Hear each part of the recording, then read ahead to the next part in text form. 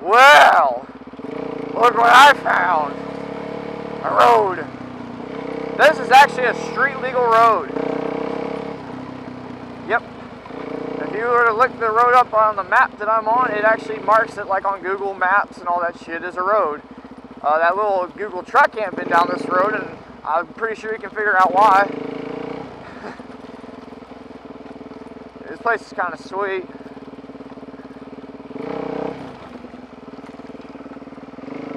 That's why like Supermotos and any like dual sports are such sweet bikes, just because like you can just do a little bit of everything. I think I even like prefer the Supermoto a little bit more than just a straight dual sport, just because.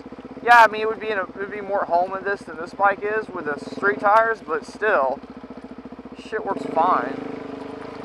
Like, I can still go to the racetrack with this thing and haul ass with it and have a good time. If some guy comes running out of the forest all defangled and crazy looking, I'm just gonna have to go like haul as much ass as a motocrosser will. There should be like an old barn, yeah. And I'm always scared some dude's gonna like come running out of this thing. Because this is just like some sketchy shit. This is like how like a horror movie starts with some bullshit like this. Like you got this fucking barn here, like all this random bullshit over there. These fucking little hut things over here.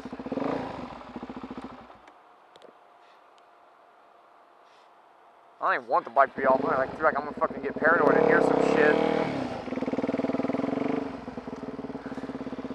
That's all over there, that's right there. I know before, like there's like a water thing on the side. Let's see if it's over there. Like, there's been running water out here before, like, I think it's right here. Oh, they took the tip of it off. There was like a nozzle on here before. Maybe the city did finally come get rid of it. But I used to come out here and you could turn this thing on and water would come out. And, it's like kind of crazy, you know, like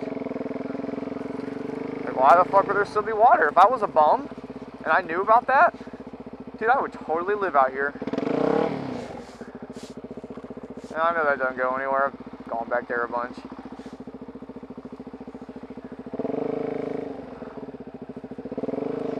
Yeah, I'll tell you that though, man. So these Supermotos are sweet, and if you want to get one, you probably can do it for a lot cheaper than you realize. I got this bike originally when I first got it, like its minimal Supermoto stance, or whatever you want to call it, trim.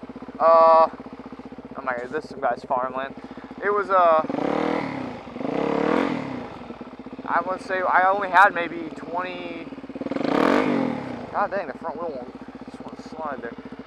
I think I had like, yeah, like maybe 2,300 bucks into it, and it was. That was a fucking tree right there. Good lord. Get off the tree. There we go. So I think I only had like 23 into it. I bought this bike. It was a DRZ S model, a 2001. I bought it for $2 grand. And I sold the stock rims on it, which sucks. I don't have knobbies now. But I sold the stock rims. I got like 700 bucks for them, and I think the reason why is there's so many people out there that buy, the,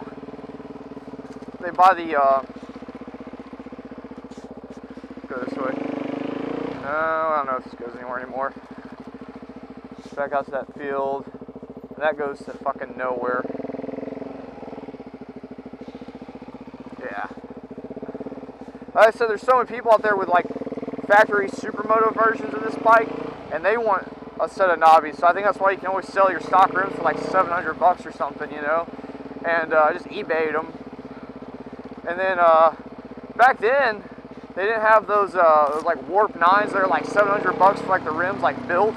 Like I bought like Excels with Talon hubs, like oversized spokes, the whole like fucking 9 yards, but they were like $1,500, and by the time I threw tires and shit in there, I mean, I ended up like, yeah, right around like 22, 23 or something, though. I know I sold some other stuff. It came with a fucking Corbin seat on it, which I wasn't a fan of. I sold that seat like used for like 300 something bucks. Had like a rack and a few other things on it that I really wasn't a big fan of. I just sold all those bits and made it closer to stock on the others, on all those pieces, then just put the Supermoto wheels on it.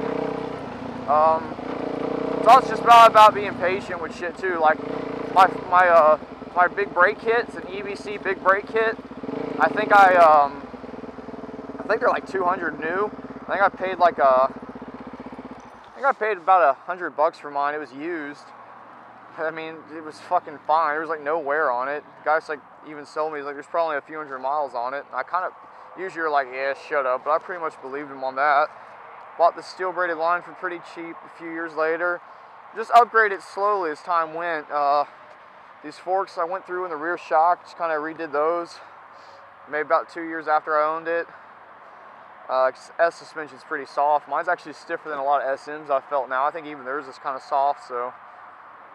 And this is a full Muzzy exhaust. This is a D&D can here, just because I rashed up the old one in a wreck one time. But this is just a cheap can. I just slipped over it. But the full system is a Muzzy that I got. Again, I want to say I paid maybe $150 for it. Just patience, Craigslist shit. It's got E-model cams in it that I paid $100 for. Craigslist. The carburetor I only paid, it was brand new. I only paid like I think $250 for that thing. And it even came with this this big old boot thing on it, so it would fit the S car air boot. This piece right here extends it out. And, you know, it's just little bits here and there. This thing hauls ass. I like it, you know. Get you one, you know, it won't cost what you think it is. And even if you wanted to buy, don't want to fuck with it, just buy one. You can get a, I know a DRZ SM, like a used one for around $3. And there's a few other choices out there like that too. You don't have to get a DRZ, but it's a good market with these bikes. They're pretty damn reliable.